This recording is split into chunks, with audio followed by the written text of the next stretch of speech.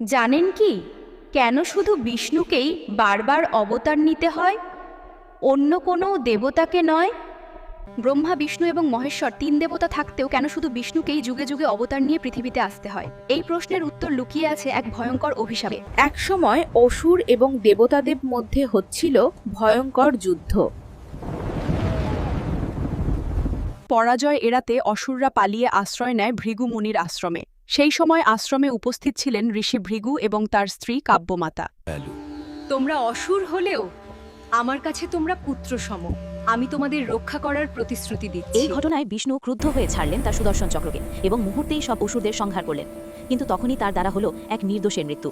অসুরদের বাঁচাতে তাদের আড়াল করে রেখেছিলেন কাব্যমাতা। বিষ্ণুর সুদর্শন চক্রে তারও মৃত্যু হয়। ঋষি ভৃগু ক্রোধে বিষ্ণুকে অভিশাপ দেন, যেহেতু তুমি আমার প্রিয়জনকে কেড়ে নিয়েছো, যুগে যুগে তোমাকেও পৃথিবীতে মনুষ্যরূপে জন্ম নিয়ে অনুভব করতে হবে স্বজন হারানোর ব্যথা।